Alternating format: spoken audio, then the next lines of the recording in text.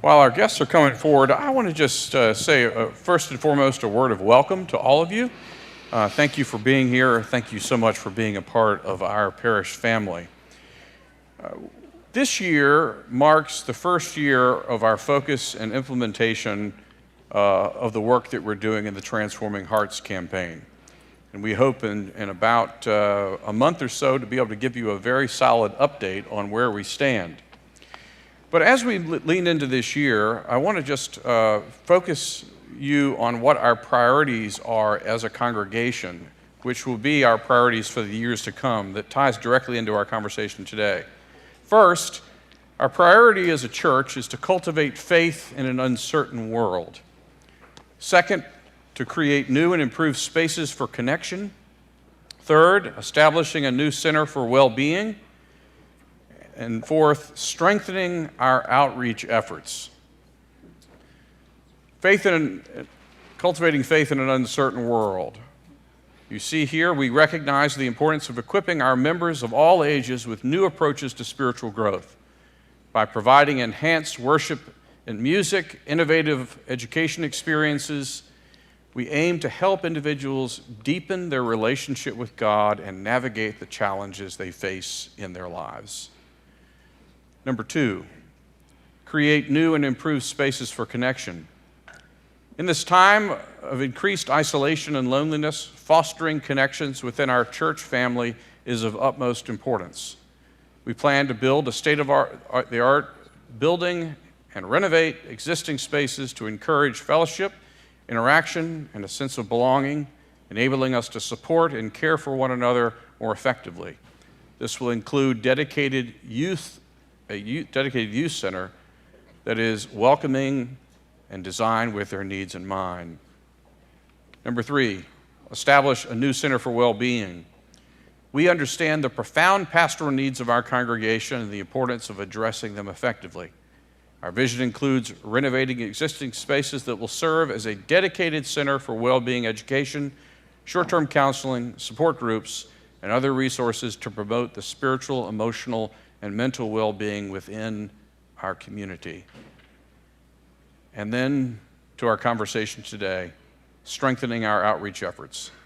As the world experiences growing inequality, we feel called to expand our outreach efforts to the wider community. By amplifying our impact, we can extend a helping hand to those in need, advocate for opportunity, and be a beacon of hope in these challenging times. So, please know that we will be talking with you about each of these priorities this year and in the years to come. We want to thank you for being a part of this process. We want to thank you for your support, and we encourage you, both in particular now, to think about your annual pledge that allows the work that we do to be possible on an annual basis. It's vitally important so that we can do the extraordinary things that we long to do and that the world needs. Over to you. Thank you, Chip. And good morning. It's great to have all of you here today. Chip just spoke about our priorities for this year, and today's conversation fits into at least two of those. Cultivating faith in an uncertain world, and imagine if we feel our world is uncertain, how much that's magnified in the life of people who are experiencing homelessness. And then secondly, strengthening our outreach efforts. And we've been partners for a long, long time with Roof Above, and we'll hear more about that in a second. Because today we are leaning into the changing face of homelessness. Wouldn't it be wonderful if not to imagine, but in reality, to live in a county or a state or a country in a world where nobody has to sleep rough, where nobody has to sleep outside if they don't want to? Welcome to this conversation. I'm Joan Killian, one of the clergy here. Most of you I know pretty well, but it's great to see you here. With me is our Director of Outreach and Mission, Laura Conitzer, and our special guest today is this rock star sitting over here.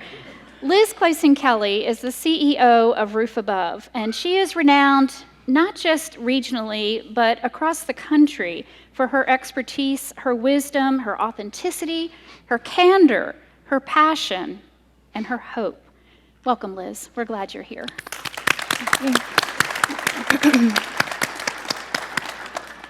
So, to start the conversation off, this is probably too many questions at one time, but who is experiencing homelessness now as opposed to maybe 5 or 10 years ago? Yeah, well, let me just start and say it is always a joy to be with this congregation. I've gotten to already see several people. I just want to honor Rachel Johnson is in the audience, and she was the very first volunteer coordinator at what was Urban Ministry Center. And when I was 19 years old and I did an internship that would change my life, Rachel Johnson was my supervisor.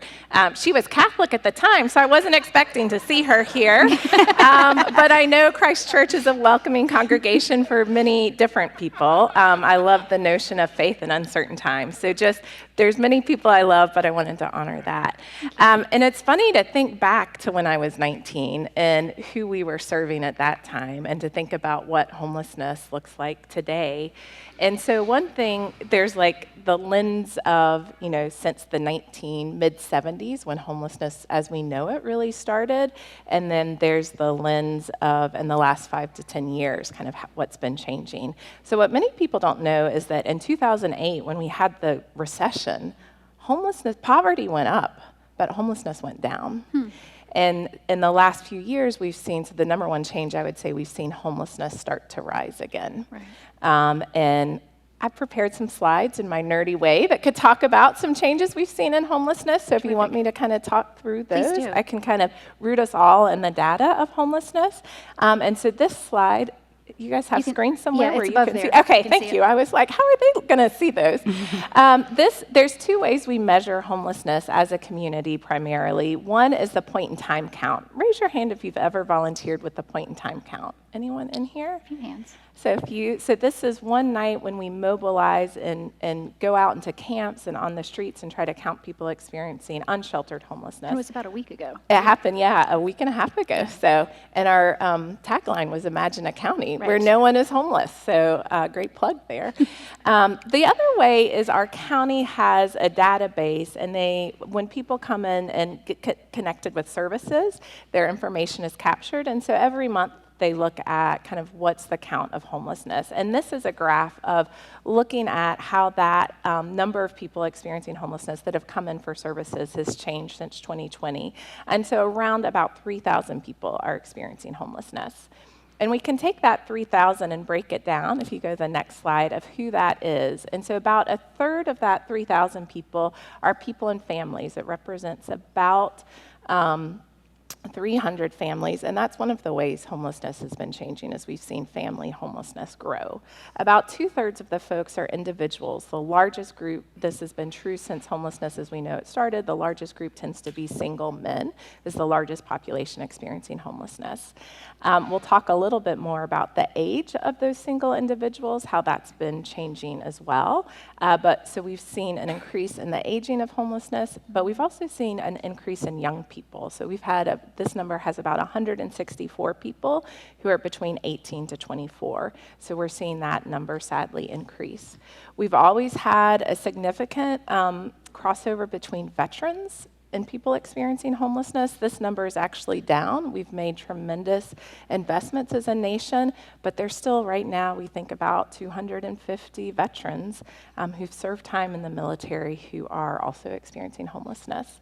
And then about 600 people are this category that roof above. I got to recognize Kathy Izzard in the room. We've had a lot of work together on, which is ending chronic homelessness.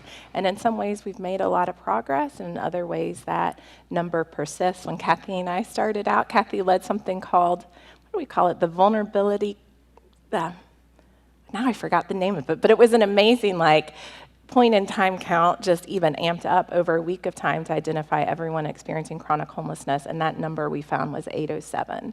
So we've made some progress, but that number's been as low as in the 200s, so to see us back at 600 is a bit distressing.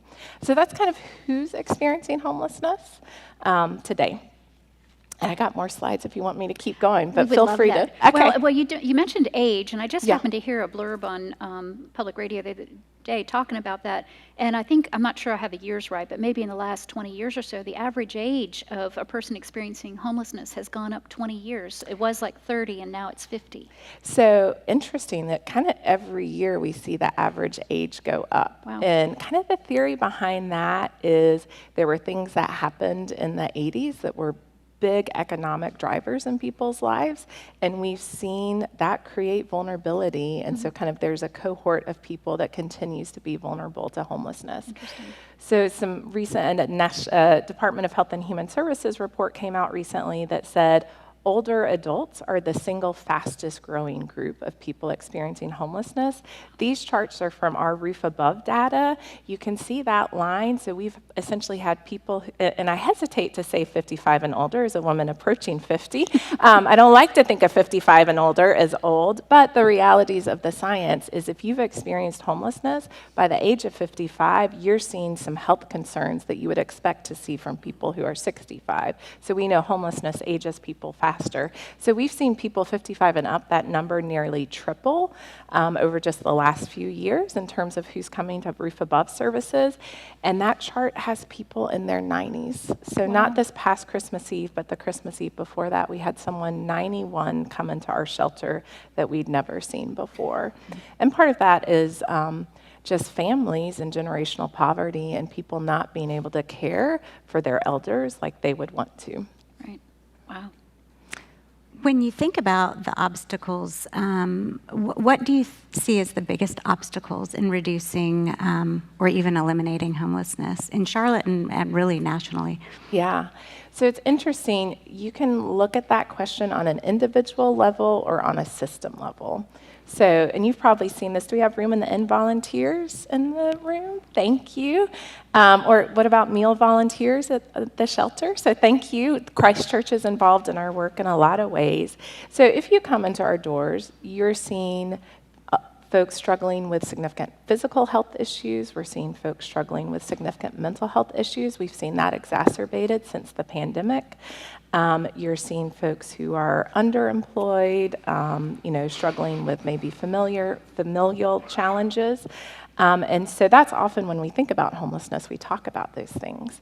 But if you zone out and look at the community level, there are two drivers of homelessness that they found. So one is that they found, well, you guys in the audience tell me, what are the cities that you associate with homelessness? When you think about large numbers of homelessness, what cities do you guys think of? Los Angeles, San Francisco? New York. Portland, Seattle. These are growing, prospering, thriving cities. So they found that the number two best predictors of homelessness in a community are how expensive is your housing and how tight is your rental market. So if you have really low vacancy rates for apartments, then you tend to have higher homelessness. And so at the system level, it's really prosperities associated with homelessness. At the individual level, everyone we're serving is poor, but Detroit has one of the state of Alabama is the single state with the lowest homelessness rate in America, right? So it's a little counterintuitive. So the image that people are using today is the image of musical chairs. So, if you're playing a musical chair, every round a chair gets taken away. And so, I never win at musical chairs because I'm not an athlete, right? So people who are slower, if you've got a broken leg, you're probably going to lose out on musical chairs. But the reason you're losing out is not because you have a broken leg or you're not athletic. It's because someone keeps taking the chairs away, right? That's why people are falling. And so the reason we have homelessness is because we don't have sufficient housing supply for the ways our communities are growing. So I think it's important to look at things from a community and system level as well as the individual level. So we know we're not growing our housing supply to keep up with the need, and the people who are losing out then on housing are the poorest and most vulnerable people. So we've got to be addressing that both at a system level and at an individual level. So how is, if the face of homelessness is changing, the demographics or the dynamics of it, how is Roof Above evolving to meet those challenges and changes? So I think, so we merged, for those who don't know, if you're like, I've not heard of Roof Above, Christ Church has been involved for a long time. So Roof Above was born from the merger of Men's Shelter of Charlotte and Urban Ministry, where Christ Church has had a relationship with both nonprofits for a long time. And when we merged, we really became this continuum. So we're meeting people's basic needs, but we're also building housing. So when I think about how are we evolving, we're really trying to do it in a balanced way. So we know right now, according to the last point in time count from 2023, there were about 300 people sleeping outside, right? And we don't ever, if anyone wants to come in, we want to make sure we have space, but the reality is our shelter system is full now. So we've been thinking about how to grow shelter, and so we've added a third shelter, and some of that was allowed, with helpful to do with pandemic funding, but we also are really focused on what are the exit ramps from homelessness, and what are the different types of people who need different exit ramps, and so we've been developing different housing programs, and we've been doing those largely. Christ Church was a big part of helping us build More Place, which was incredible. And we bought land and we built a beautiful new building. And that made a lot of sense at the time. But right now, with what's happening in Charlotte and land prices and construction prices, buying land and building new is cost prohibitive. So we've been spending a lot of time saying, what exists already that we can reimagine as a solution to homelessness? And I've got a couple slides, if I could just tell you about some of the things we've been doing. And you guys were part of this. I'll keep saying that, but you guys really are such a critical part. Hotels. And so, 2020, the pandemic came. Essentially, anyone doing homeless services did things in crowded ways because we were always trying to stretch ourselves more and more. And then come March 2020, you realize, oh my gosh, the whole way we've been serving people might literally kill people. And so we had to quickly figure out how to do things in a socially distanced way. So we started partnering with motels to offer emergency shelter. And we toured one of those hotels that was operating at like 18% occupancy. It's right off Clanton Road. And we thought, oh my gosh, could be shelter, but this really could become apartments. And so we did our first hotel conversion. So if you drive on 77 and around exit 7, take a look for that mural.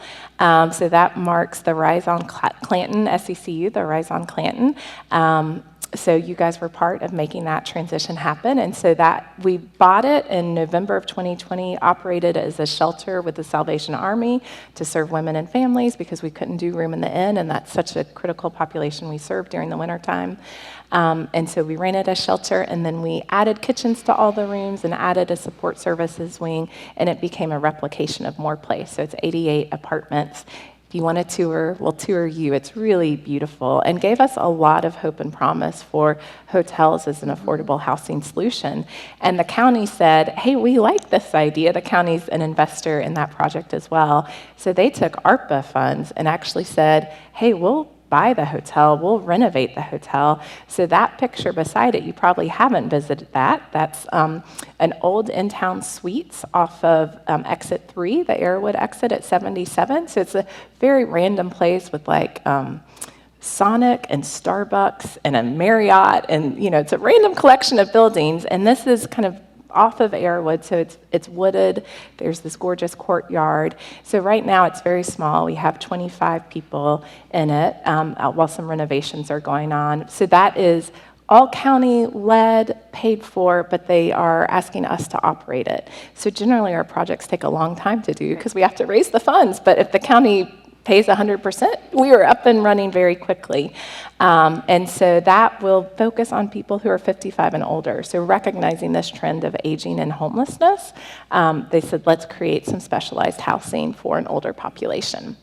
So that's hotels. We're also doing apartments, and I'll in a little bit just do some shout out with some amazing apartment preservation work that members of this congregation have been critical in. But this is Hill Rock Estates. If you know where Aldersgate community is, Hill Rock Estates is just adjacent to it.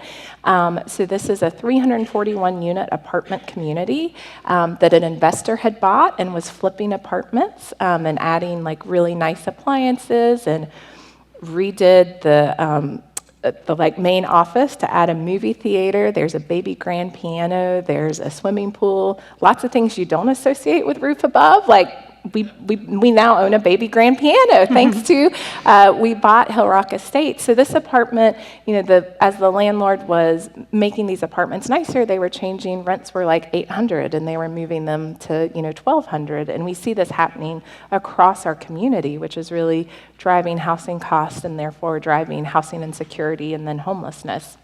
And so we said, we can come in and buy this. We're going to hold rents flat. And then we'll take 75 units to serve folks who are chronically homeless. We'll drop rents to about $250 that people who are on disability income can afford. And then on site, we have a nurse and case managers to support those 75 units. So this is essentially a version of More Place, just embedded in a larger apartment community. And so we love it because not only is it creating a solution for chronic homelessness, but it's preserving that affordable housing for all the others. And so then our last reimagination, which is not yet, well, it kind of was, you guys, some in the room might know this, in the pandemic, we leased the former dormitories of King's College. And in fact, this was like in the height of the pandemic, and your youth group came and painted this wall, because I toured with Kathy Izzard, and there was this bright red wall. I was like, I think that's fine. And Kathy said, no, everyone will be angry who walks in the lobby. This red wall is not going to stand. She said, don't worry, I've got the volunteers. And so in mask, which was good because paint fumes, but also good because of COVID, your youth group came and just upfitted just to make the lobby a bit more beautiful and other things. So this had last been in operation in December of 2018, so it had been vacant. So actually some of your church members helped with some funding to upfit it. So we spent a little bit of money to get the rooms going again, and we ran that for a year and a half as a shelter for working men during the pandemic. Phenomenal success. 70% of our men who came in to that program left out in housing. And again, this is in the height of the pandemic. And our staff said, well, Liz, we want to just keep running this. And I said, do you see this plumbing that's overflowing? This building is on its last leg, and we don't have any more COVID funds to operate it. And they said, no, Liz, there's something really special about this place. And part of it was that guys love having their own rooms, but part of it is it's literally beside Independence Park. The birds are amazing. It's walking distance to Transit Center. There's just so much about this location that was working for men's lives.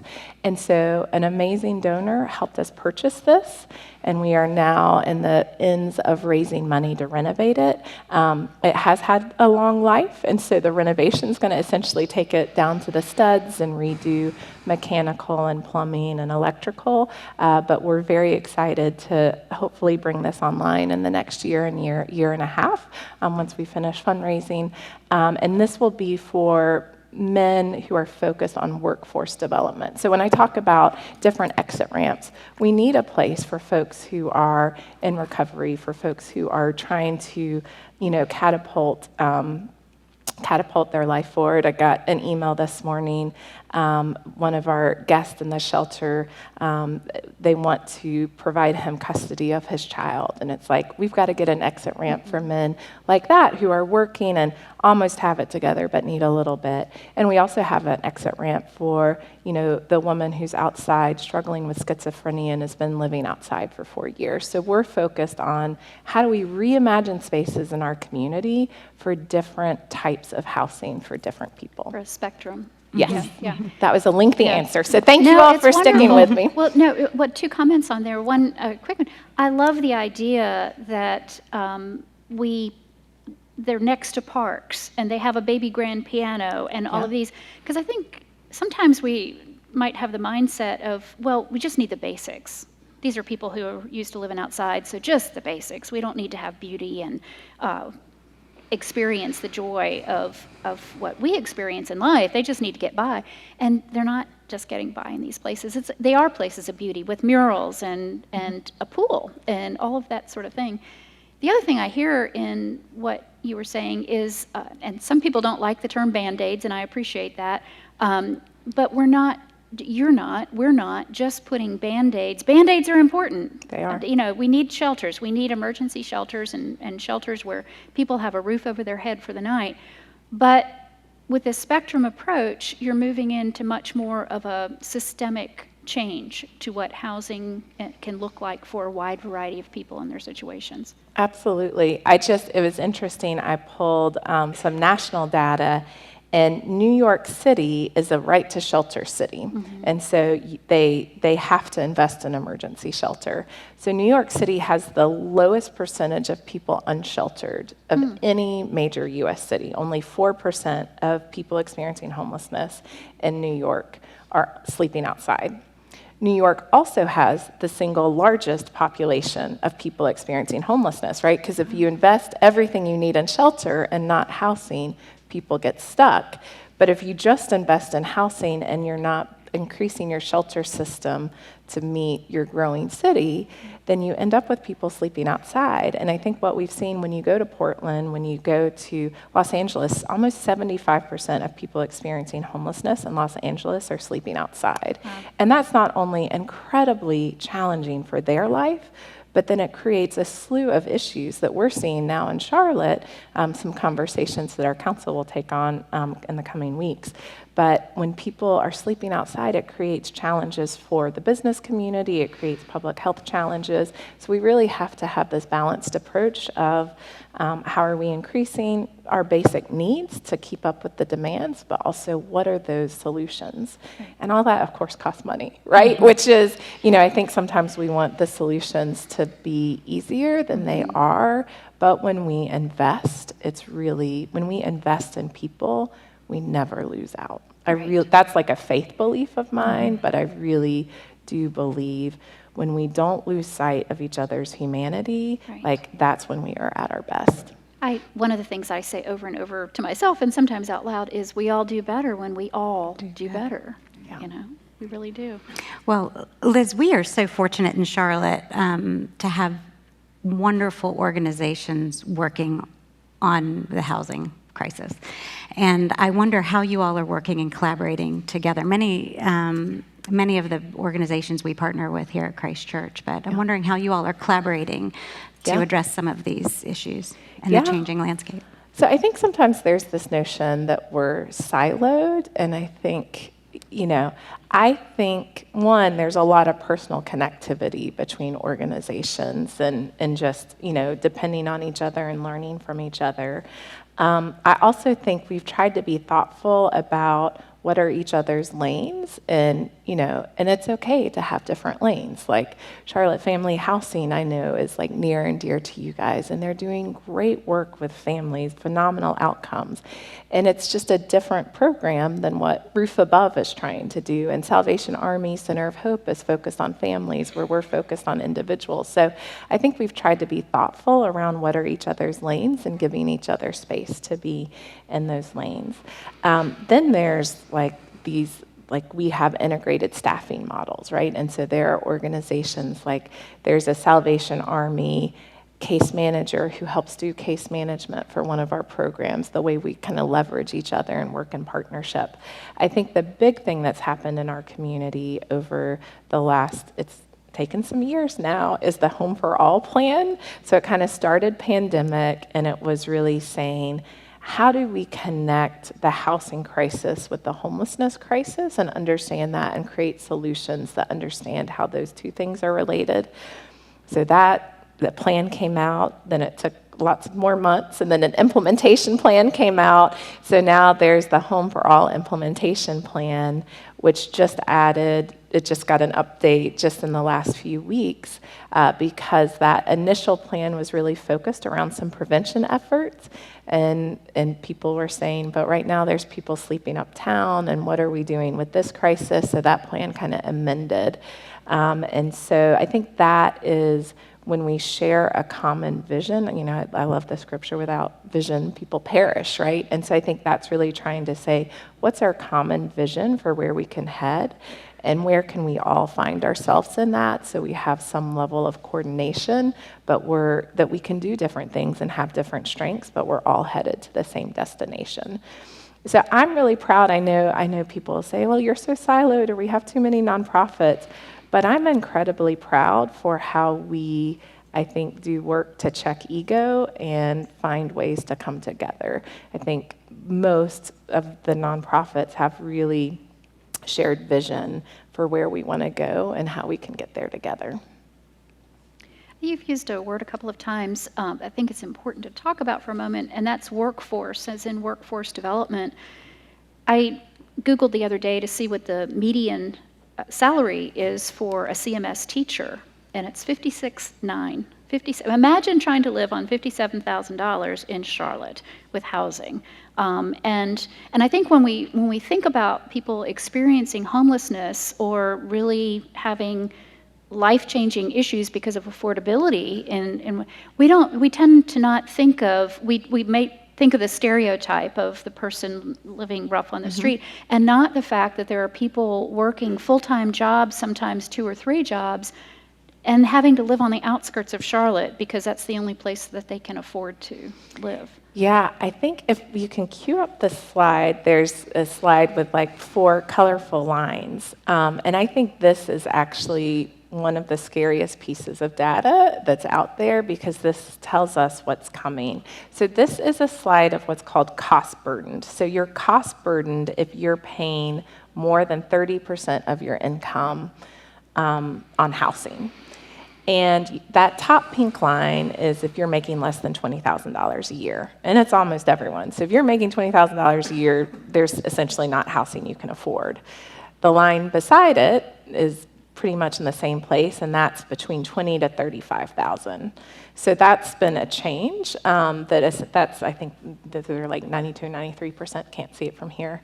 But what's really disturbing are the yellow and blue lines. And so that blue line is you're making between $50,000 and $75,000 a year. And that's not that many years that we've seen that. So now almost half of the households making less than $75,000 a year are cost burdened.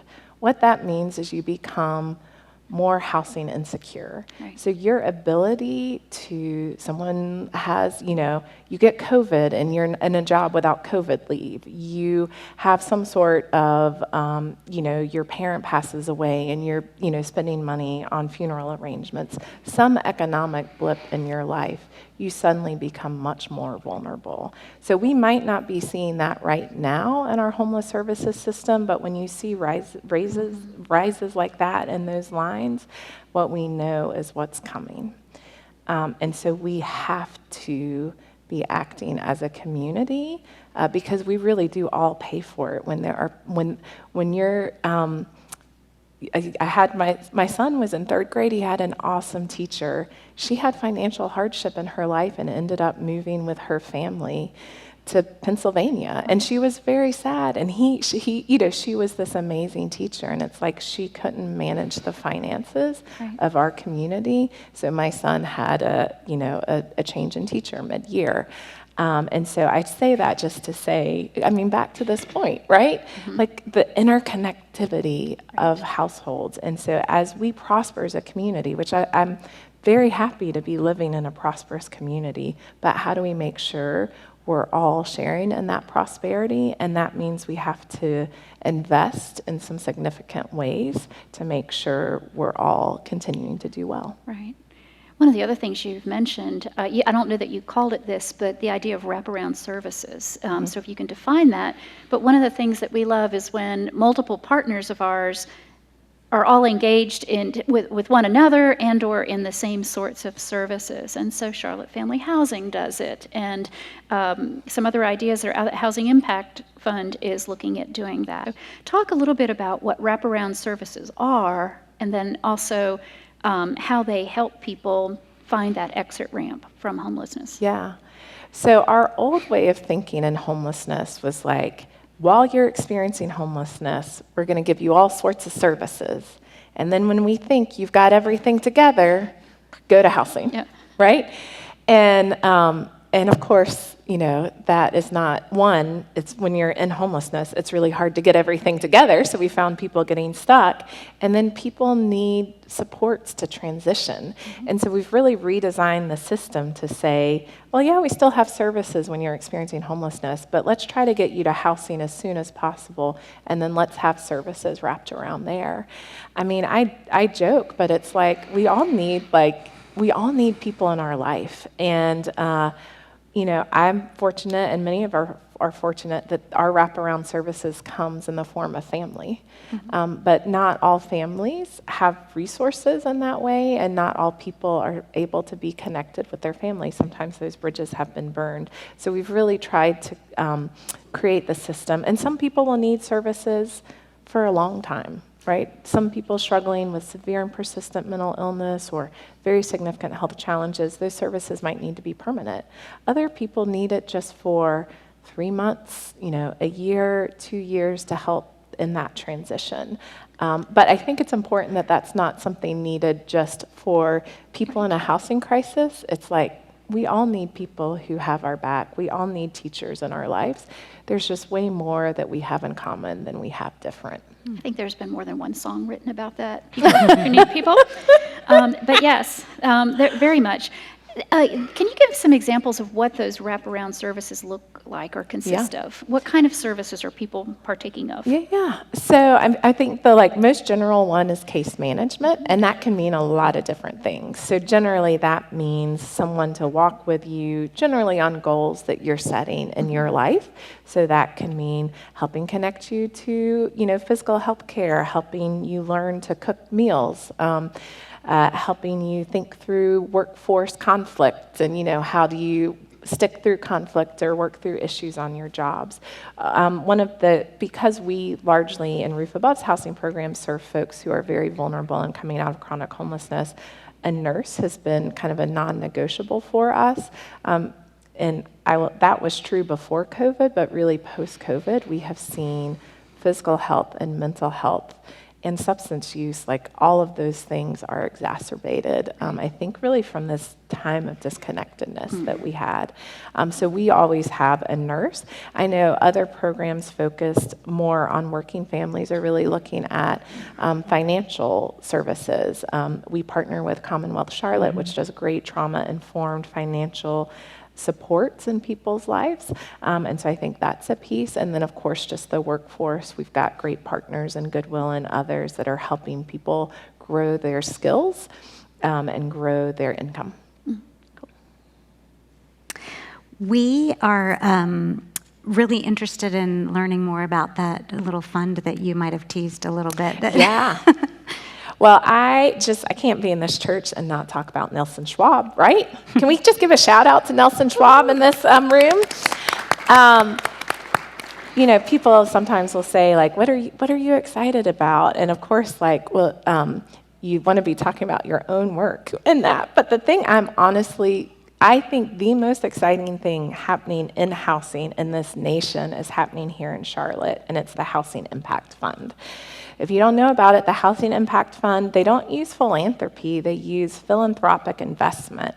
So investors who are willing to invest their money over a couple of decades, so often people investing in housing are wanting, returns of more than 20% in just a few years' time. So this is long-term investment in single-digit returns, so it's not, the huge returns you might expect.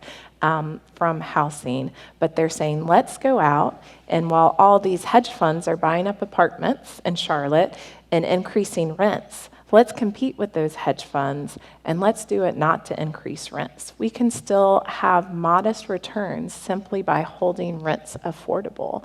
And in fact, they did this brilliant thing, because they're philanthropic investment and not philanthropy.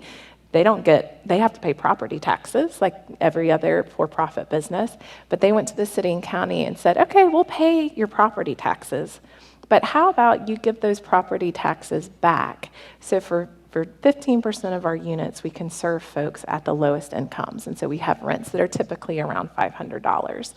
And the city and county said, we think that's brilliant, we're in. And so they have now bought, I think it's more than 1,000 apartments. They've had their second fundraise, they're going out to buy more. And this, it's this word, it's called NOAH, naturally occurring affordable housing.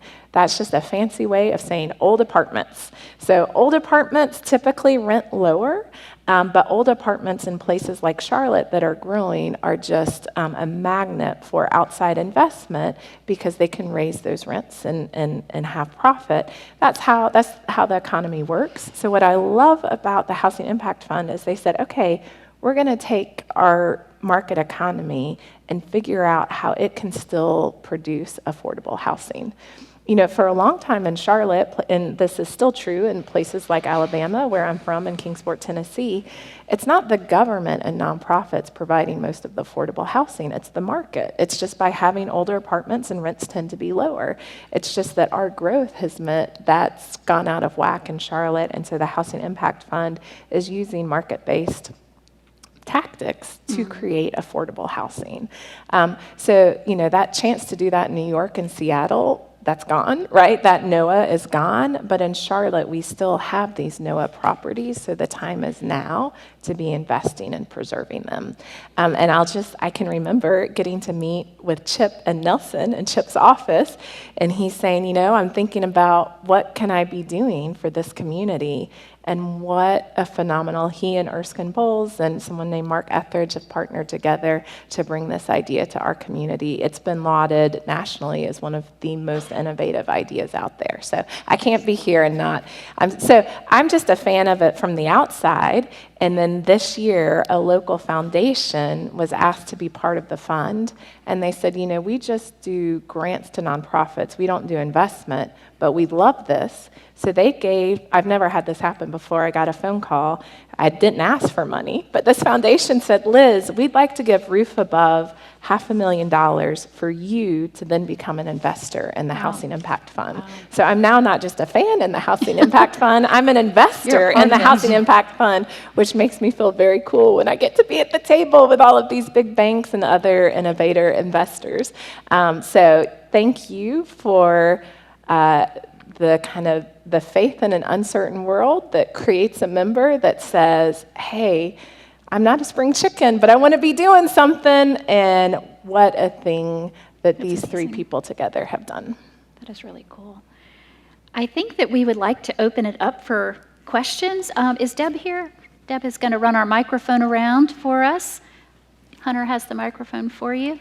So if you've got questions, raise your hand, and we will come and find out.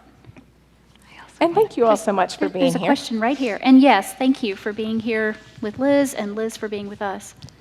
Hi, Liz. Hi, Deb. You answered this question sitting in that seat maybe 10 years ago. Every day, many days of the week, we'll drive up to an intersection. There'll be somebody with a sign that says, homeless, please help. What's your advice? Yeah. Has that advice changed? Yeah.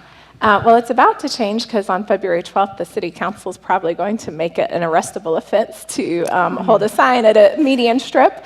So, you know, it's interesting because I'm a mom of a 10-year-old, and he's recently, my husband and I have different responses to this, and so our 10-year-old's been like sussing this out on like, now why does daddy do this and you do this? So my answer comes from doing street outreach for years. And so the thing I will say is most people experiencing homelessness will never ask for money in that way. So that's just a small subsection of people experiencing homelessness. And sometimes the people doing that are, no one's ever like in a great lease in a great apartment and just is out there, but sometimes people are doubled up or in other housing situations. My experience is generally, it's a very dehumanizing process to put yourself out there and ask for money. And in my personal experience, generally what's driven that is the disease of addiction. And so I think it's important to just think about that, right? And so the things I always say are, look people in the eye, acknowledge humanity. You're going to feel uncomfortable, and we should feel uncomfortable. And what that discomfort's about is we know that we have a lot of resources and the person standing next to you doesn't. And that's true there's 3,000 people experiencing homelessness right now, but we don't always see that. And so when we're at that intersection or walking uptown, someone's demanding we see that. And so we, as Roof Above, suggest not giving money, but giving a recognition of humanity, and offering, we have like cards that people can be connected to our day services center, what was the original urban ministry center. Very few people that you hand that card to will say, oh, thanks, I didn't know. Like generally people say, oh, they won't help me and here's all the reasons why. It's a power dynamic conversation, but recognize that that person is in a time of great need. And so for me, it's like I try to recognize humanity. I say a prayer. If I'm in a place to stop and say, hey, are you connected with outreach? I just get to have that knowledge base and so can have that conversation. But we don't necessarily recommend giving money. But it's not that that person isn't in need. It's just that money isn't solving that need in that moment. Now, as a parent, that becomes a very complicated conversation to have with a 10-year-old, right? And so we just try to talk through, what are the things that we're doing as a family to try to help, even if we're not giving money to this person. I'm a donor to Roof Above. I'm a donor to YWCA and other great causes. And so we try to talk about what do we do as a family to try to end this reality in our community. I think kids are... I can remember my stepdaughter when she was younger. I was doing some early morning outreach and she came with me, which wasn't probably the best parenting decision, but how impacted she was by seeing that. And I think we become accustomed to seeing people in crisis in a way that it's not easy for kids to process. And it's like, we need to become more like kids rather than kids becoming more like us. They're telling us something is not right in our community. And some of you may be wondering at Christ Church ways that we have to be involved, and we actually have some very wonderful opportunities across the different, whatever your comfort level is, I guess I should say. We have been supporting Room in the Inn here for many, many years. In fact, Liz was going to park in her parking spot this morning, and she pulled up, and the Room in the Inn bus was there in her parking spot, which was kind of perfect. Right. Perfect. Room in the Inn requires a small army of Christ Church volunteers every Sunday night, but without that army of volunteers, we would not be able to house 14 neighbors every Sunday night in the Blue Room upstairs. We feed them, give them an opportunity for a warm bed, shower, a night's rest off the streets during the coldest months. And it does not happen without a lot of work. We, as a Room in the Inn committee, are finding it more and more difficult to find volunteers that are willing to spend the night with our guests or to pick them up in the van. So that has become an ongoing challenge for us. And I would encourage you to get uncomfortable. We talk a lot about that in outreach. What it feels like to be uncomfortable and put ourselves in someone else's shoes might help us think of our neighbors a little differently. So after this forum, our friend Paula Moss is going to be sitting out front if you want to learn more about ways to serve at Room in the Inn. Joan also mentioned a spectrum, and Christ Church Outreach for many years has supported a wide variety of housing and initiatives across the spectrum.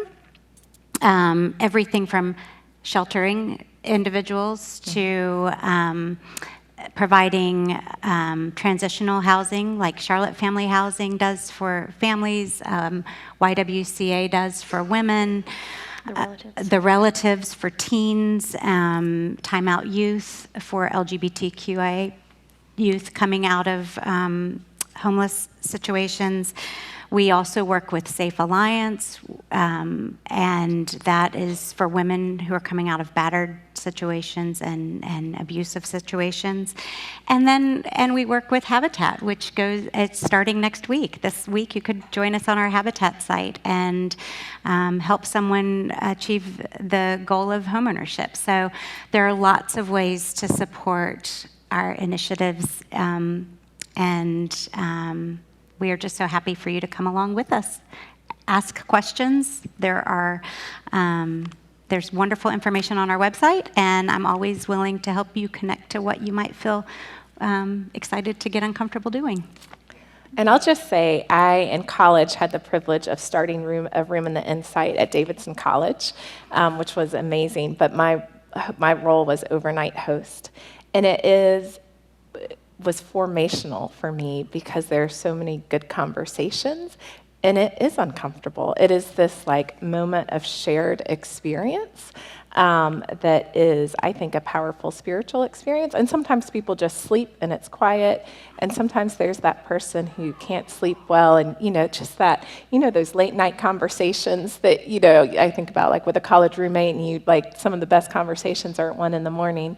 And that's how I feel about overnight hosting at Room in the Inn. So if you haven't, it makes for a tired day the next day, but I think it also makes for a very powerful experience. And so thank you all for being Room in the Inn host sites, and thank you for supporting all of those great organizations you just named. It takes all of us to be, building up this community and this kingdom together. I think I saw another hand or two out here a moment ago. Was there more questions? I have one. Yeah, Joanne. I just wanted, I was going to ask you to talk about difficult spaces. If you could speak to, and I know in your role, because people will run and say, well, Liz said, why does the Queen City have such an allergy to tiny homes? And I just wonder, and I say that from a social justice, a Jesus perspective, and I just wonder, is the allergy to tiny homes to protect those who have deep lawns? Is it to protect the needs of the haves versus the needs of the invisible? Yeah, great question. So I think tiny homes, absolutely. One, there's different tiny homes, right? And so sometimes there's a movement that's happening in California now for what's called pallet shelters. And so they're not homes in the sense of having plumbing and kitchens. It's kind of a alternative to tents. And that's one piece. But when I think of tiny homes, I think of neighborhoods and housing. Austin's done some really interesting work with tiny homes, and you might have followed their work. So Charlotte, you'd have to ask the UDO and kind of zoning, right? So we just had this big zoning redo, and it didn't make way, as I understand it, for tiny home communities. What it does allow are for tiny homes in people's backyards and accessory dwelling units, and I think that's a great possibility. I have a couple concerns on tiny homes. So one goes a little bit to what you were saying earlier, Joan, which is if we're not embracing tiny homes for all economic spectrums, right, it becomes like, oh, people who are poor can get by with 250 square feet where we expect something different from others. But I think if we're looking at tiny homes across economic spectrums, the reality is in a place like Charlotte with land cost, we often think of tiny homes being more cost effective, but with the cost of land and land development, it's actually not necessarily more cost effective than something like a hotel conversion. But I think it's absolutely part of the spectrum. There's a great new grassroots nonprofit called Pivot Point that's looking at those kind of tiny shelters as an alternative to encampments. And then Home Again Foundation has a couple tiny homes. They've done an interesting couple parcel, and they've got, I think, 8 units, and I think a couple of them are kind of efficiency tiny home units, and they're doing interesting things with manufactured housing. So I think there's some promising practices out there. I think our zoning laws would have to change in a different way to allow for tiny home communities. And I think it would be difficult with the current land cost to make a tiny home community cost efficient. But I think it's part of the answer. So I'm not allergic to it, certainly. I am interested in how we get to the quantity that we need and what are the different ways to get there. Thank you. It's a great question. I think, Ben, did you have a question? One last question? The housing first model, you're putting Get that. single bed in the house of their Tell us something about that program. Deb, can you get the microphone to so him? I think Ben was asking about housing first. And so housing first is a notion that came about really starting in New York and California in the late 80s, early 90s. And it really was kind of flipping this model of, hey, while you're experiencing homelessness, get everything together and then you earn your way to housing. And it really, I think, fueled grace into the model and said, hey, even in your brokenness, let's connect you with housing and surround you with supports.